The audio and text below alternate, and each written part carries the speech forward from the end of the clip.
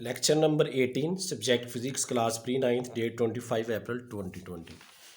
जी बेटा आज की मेरी डायरी है, हमने रीडिंग करनी है, रेस्ट एंड रीडिंग भी करनी है, साथ हमने समझना है रेस्ट क्या होता है और मोशन क्या होता है। ठीक है जी बेटा, सिंपली जो है ना सबसे पहले तो आप देख लें कि इस यूनिट के अंदर स्टार्ट पे जो आपने करना है वो डेफिनेशन है काइनेमैटिक्स की। ठीक है, kinematics is the study of motion of an object without discussing the cause of the motion. ठीक है, ये बेटा हमारे पास क्या है, काइनेमैटिक्स की डेफिनेशन है, ये आपने करनी है। ठीक है जी, उसके बाद बेटा हम बात करते हैं रेस्ट एंड मोशन की। पहले सिंपली एग्जांपल्स की मदद से समझ लें कि रेस्ट क्या होता है और मोशन क्या होता है। ठीक है, in the terms of physics देखे कह रहा है कि बॉडी हमारे पास तब रेस्ट में होती है जब वो अपने सराउंडिंग के लिहाज से अपनी पोजीशन को चेंज नहीं करती। सराउंडिंग मीन्स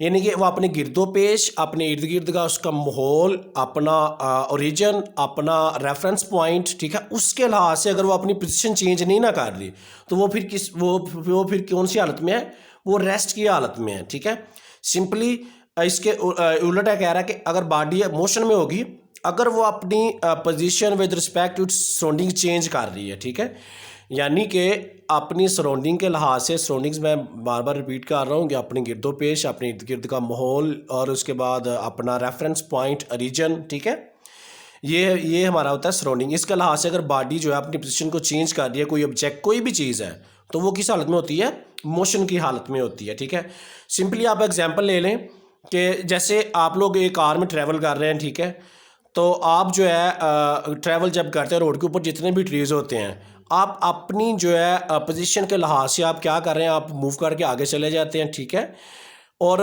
जो ट्रीज़ होते हैं आपको ऐसे लग रहा था जैसे वो पीछे की तरफ मूव कर रहे हैं, वो मोशन की हालत में, लेकिन क्या होता है अपने सराउंडिंग के लिहाज से, अपने ओरिजिन के लिहाज से, अपने रेफरेंस पॉइंट के लिहाज से वो ट्रीज़ क्या होते हैं, रेस्ट की हालत में होते हैं। ठीक है, अब आपको मैं एक एग्जांपल समझाता हूँ जिसमें रेस्ट भी आ जाएगा और मोशन भी आ जाएगा। फॉर एग्जांपल समझ लें एक ऑब्जर्वर है।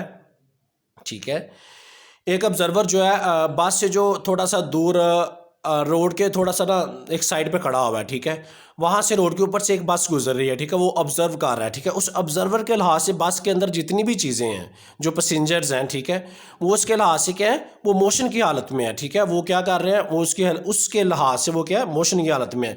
लेकिन उस बस के अंदर मौजूद जो पैसेंजर्स हैं वो अपनी सराउंडिंग के लिहाज से, अपनी पोजीशन के लिहाज से, अपने रेफरेंस पॉइंट के लिहाज से अपनी अपनी पोजीशन पे कायम है, तो वो किस हालत में है, वो रेस्ट की हालत में। यानी इस एग्जांपल से हमें रेस्ट और मोशन का पता चल गया।